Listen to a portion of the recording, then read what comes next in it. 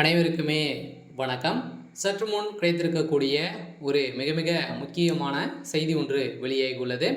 சற்று முன் செந்தில் பாலாஜி வழக்கில் திடீர் திருப்பம். அமலாக்கத்துறை அடுத்தடுத்து ஆக்ஷன். தம்பியை தட்டி தூக்கிய சம்பவம் மொத்தம் முடிந்தது. இது மாதிரி பார்த்தீங்கன்னா செய்திகள் வெளியாயிருக்கு.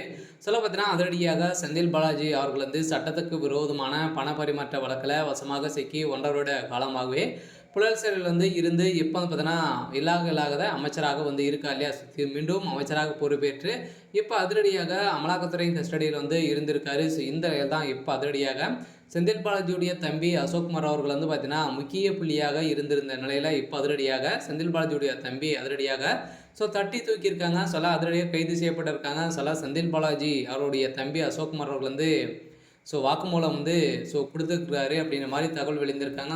மொத்தமே திமுகவுடைய கதை மொத்தமாகவே முடிந்திருக்கு. இந்த நிலையில் தான் இப்போ முதல்வர் ஸ்டாலின் கைது செய்யப்பட வருது உறுதி அப்படின்ற மாதிரி நிரூபணமாக இருக்குது. இதை பற்றி இந்த வீடியோவில் நம்ம முழுமையாக பார்க்கலாம். அதுக்கு முன்னாடி நம்ம சேனலுக்கு இப்போ தான் நீங்கள் முதல் முறையாக வந்திருக்கீங்க அப்படின்னா மறக்காமல் நம்மளுடைய சேனலை சப்ஸ்கிரைப் பண்ணி சப்போர்ட் பண்ணுங்கள். வாங்க வீடியோக்குள்ளே போகலாம். பார்த்தீங்கன்னா சட்டவிரோத பண பரிமாற்ற தடை வழக்கின் சட்டத்தின் கீழ் முன்னாள் அமைச்சர் செந்தில் பாலாஜி, சகோதரர் அசோக்குமார் உள்ளிட்ட 13 பேருக்கு கூடுதல் குற்றப்பத்திரிகை நகல் வழங்கப்பட்டது.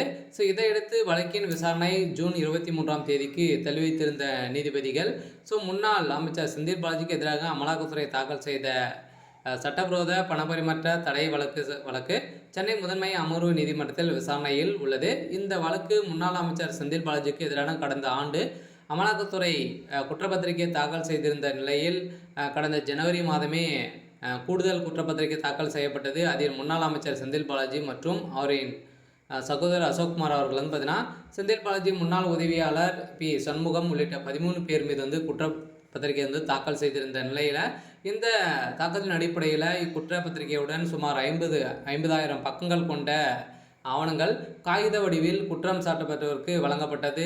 இந்த நிலையில் இந்த வழக்கு சென்னை மாவட்ட முதன்மை அமர்வு நீதிமன்றம் நீதிபதி எஸ் கார்த்திகேயன் முன்பு விசாரணைக்கு வந்தது. தற்போது வழக்கில் குற்றச்சாட்டப்பட்ட முன்னாள் அமைச்சர் செந்தில் பாலாஜி அசோக்குமாருடைய ஜாமீன் ரத்து செய்து இப்போ அதிரடியாக விரைவில் கைது செய்யப்பட போகிறாரு அப்படின்ற மாதிரி தகவல் வெளியாக இருக்குது. இருந்தாலுமே இதில் முக்கிய புள்ளியாக முதல்வர் ஸ்டாலின் அவர்களும் சிக்கியிருக்காரு. இந்த வேளையில் தான் அதிரடியாக செந்தில் பாலாஜி அவர்களும் அவருடைய தம்பி அசோக்குமார் அவர்களும் பார்த்தீங்கன்னா கைது செய்யப்பட்டாங்க அப்படின்னா அவர்கள் கொடுக்க வாக்குமூலம் கொடுத்தாங்க அப்படின்னா அதிரடியாக செந்தில் பாலாஜியுடைய கதை ஒட்டுமொத்தமாக முடிய போகுது. சரியாக பார்த்தீங்கன்னா முதல்ல ஸ்டாலினுடைய மொத்தமும் முடிய போகுது. தமிழகத்தில் திமுகவுடைய ஆட்சிக்கு ஒரு மிகப்பெரிய கேள்விக்குறியாக வரப்போகுது.